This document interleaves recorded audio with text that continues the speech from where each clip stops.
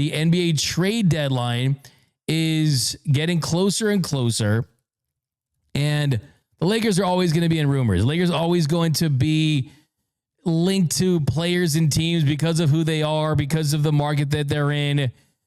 This year is a little different because it doesn't feel like they have the trade assets to go out there and make something big happen, with the fact that you got 1 first-round pick. You'll have more in the summertime when you have 3. The assets aren't quite there to make a big deal. But still, until we hit 3 p.m. Eastern on February 5th, on that Thursday, you're going to hear the Lakers mentioned in trade rumors. But I want to start with a trade idea from a former Laker, Boogie Cousins, who was on a show, and he threw out this trade idea. And Austin Reaves is a guy that, look, I know a lot of Lakers fans are all in on Austin Reaves. I wouldn't say I'm 100% on all Austin Reaves. I think that unless you're a Luka Doncic type player, Giannis Antetokounmpo type player, a Kobe, a LeBron, guys that are in their all-time primes, guys that are on top 20 to 25 player type trajectories, I think I'm open for business, and I'm taking calls. I'm listening for all players at all times because I'm trying to make my roster better any way I can. But it would take a special player, a player that could really elevate this current Lakers team, that could help them win not just this year, but next year, the year after, and be a complementary piece that would make sense surrounding Luka Doncic. So those players are out there. You want defensive-minded wing players, guys that can fill it up from beyond the arc, names that we've talked about on this show, the Herb Jones, the names like that. But Dillon Brooks is a name that on paper, based on the year he's had, based on his career, could be a fit for this group. But for Austin Reaves, straight up, that was DeMarcus Cousins' idea. Here, let's give a listen to Boogie Cousins, and after that, we'll try to push for him to get drug tested. Boogie, I have a question. Phone rings. You're the front office of the Lakers. We want to give you Dillon Brooks, but we'd like Austin Reaves. Are you taking that? In a heartbeat. Okay. Wow. You are out of your mind. No chance. He's a culture changer, Dillon Brooks. He's a culture changer. He's a proven winner. We talk about all the glaring holes when it comes to this Lakers team. He fits exactly what they need right now. He's also averaging about 22, 23, possibly 24 a game. I mean, you're getting a two-way player compared to a one-sided player. Why wouldn't you do it?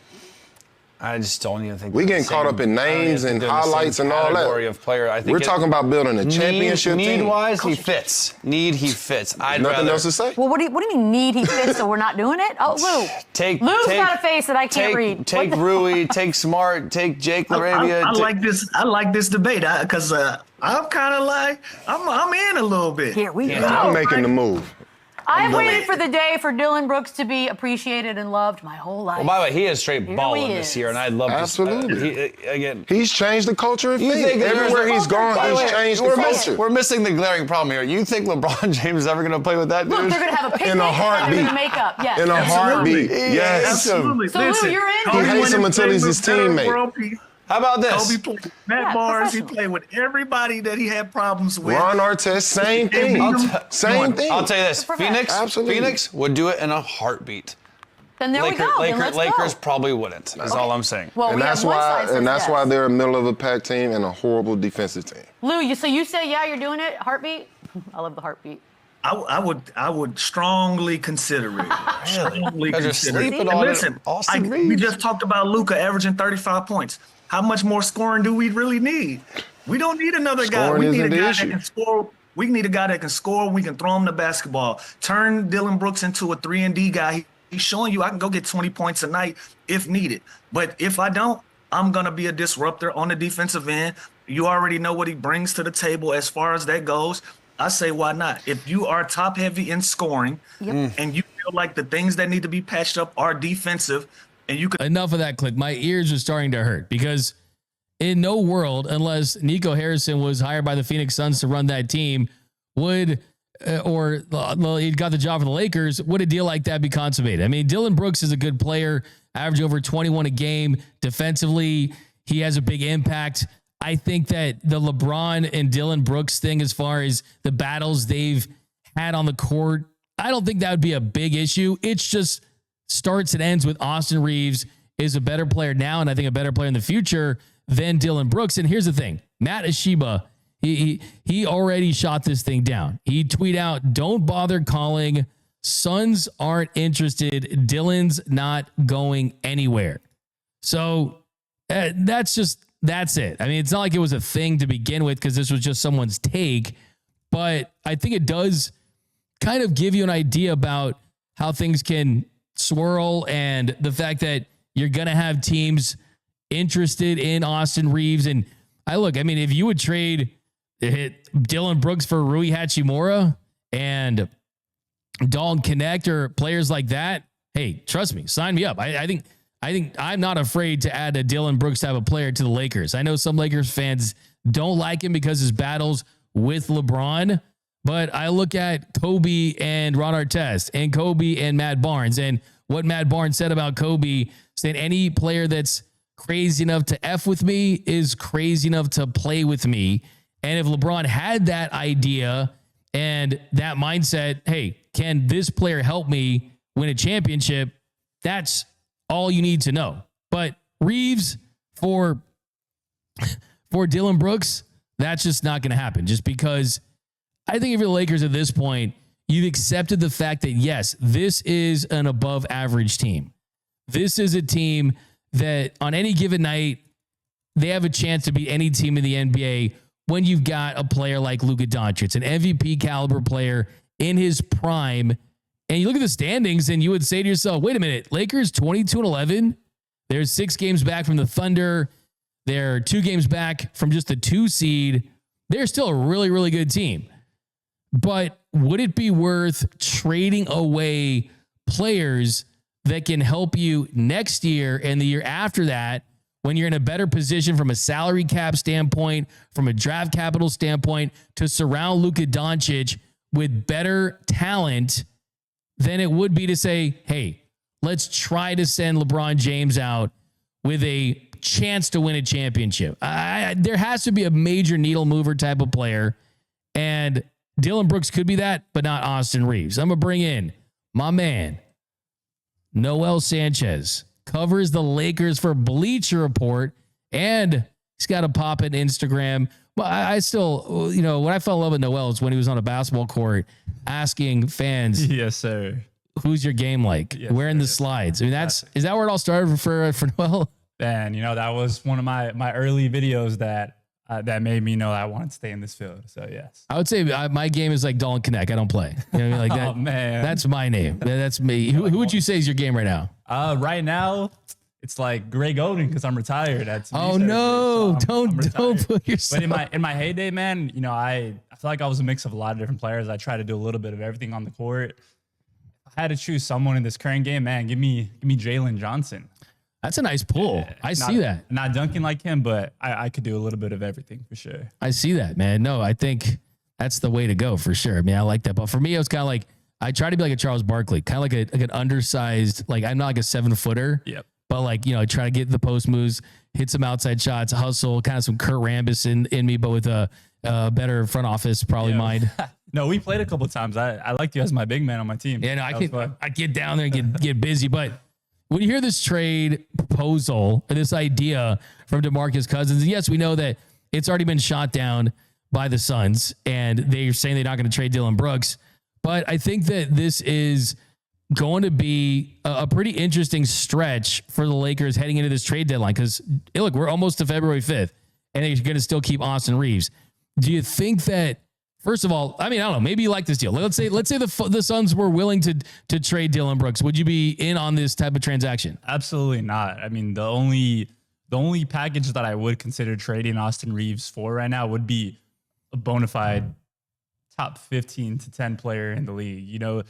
With the stats that he's putting up this year, with the growth that we've seen from him, with his kind of willingness to even take less money to be a part of the Lakers and to be a part of this Luka Doncic future, you don't just throw that away for Dillon Brooks, who's having the best season of his career, but he hasn't been able to stick on a playoff team. He hasn't been able to put up more than 18 points for consistent stretches of his career. And you see Austin Reaves, he was on an all-NBA level stretch when he was healthy. So I wouldn't just, put that aside for Dillon Brooks, who Yeah, I think a three. He's become more than a 3-and-D player this season, but he's just not on Austin Reaves' level. I'm with you. I mean, I think it's fun chatter. I think anytime you hear these former players and it's like, yeah, we're in retirement, we want to make a name for ourselves. It's almost like some of these takes are like presented to them and they're reading a script to try to like go viral. And I think this is like a perfect example of that. But I think the learning lesson from this is that the Lakers, as Noel said, like they are just going to have a approach to this deadline where it's, can you get a needle mover? And the question is, who are the needle movers? I mean, that's the latest rumor right now. And it was from Mark Stein. And Mark Stein put out there, league sources say the Lakers continue to scour the trade market in hopes of acquiring a two-way wing with size before the deadline. It's believed the Lakers will only sacrifice their projected financial flexibility in the summer if they can acquire a real needle mover at the position. We're in the year 2025. We're in the year 2026 in this season. And I think you could have copied and pasted this for the last couple of years. You can copy and paste this. The Lakers are always looking for a needle mover. They're always looking for a wing, someone like that. So I just think that is kind of lazy. I mean, I don't think that there's any traction on potential deals. I think you look at the assets they have, and that's probably where they're going to be unless something really falls into place. And I look at the market for the wings. Who would be the options? The Pelicans, they're still pretty resistant to trading Herb Jones and Trey Murphy.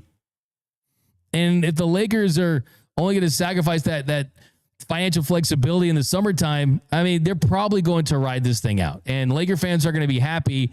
I also wonder, too, with the new ownership, with the Guggenheim Group, how much do they want to allow and how much freedom does Rob Pelinka have to making those commitments and setting that roster and saying, okay, I'm going to make these deals that ultimately will determine our fate. I think that the Lakers want to say, okay, ownership change, we got Luka, and that's the only thing that really matters.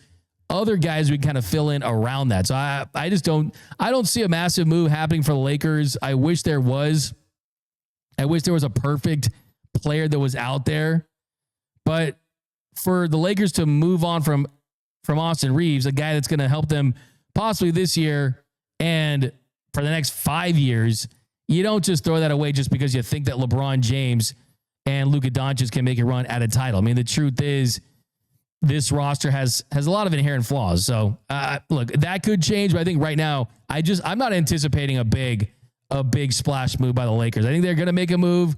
I think it's not going to be for an all-star. But Noel, you feel like a move's happening? Like, I mean, you mentioned some of those players for the Nets. I mean, there's multiple players on the Nets that I like that fit into that kind of marginal move area that I think the Lakers are going to be operating in once the trade deadline rolls around in a month. I think a bigger name, a bigger splash that is possible that I want to see happen. I just don't know how all in they are on making this roster the best possible they could for this season instead of just spreading it out over the next couple seasons. But the guy I really want is Andrew Wiggins.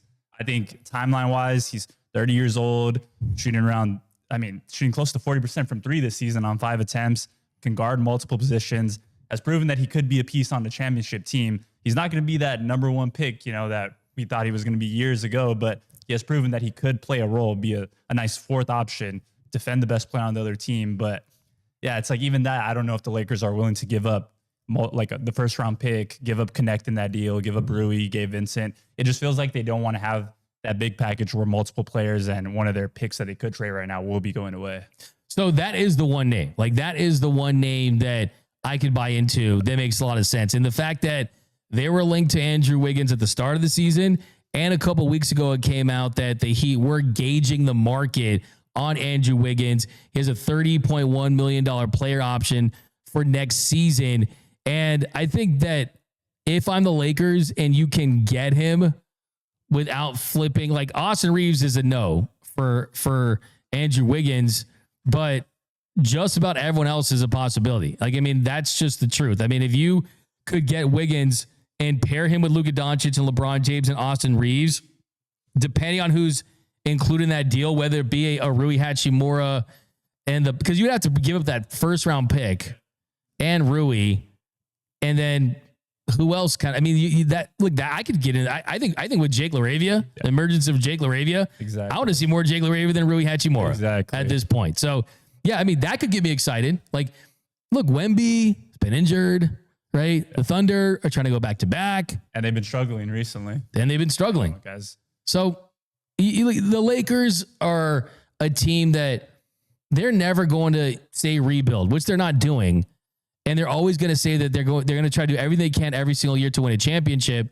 And I personally think that with Luka and Reeves and LeBron James, if you would add Andrew Wiggins, someone that you can trust on that side of the court, that could, think of what Austin Reaves would look like in the fourth quarter. Think of what Luka Doncic would look like in the fourth quarter. Guys that are already excellent, but Wiggins can be that guy. I actually went to a Heat game, I told you, in Miami. I always respected Wiggins because he kind of went from this number one pick that people were saying is a bust.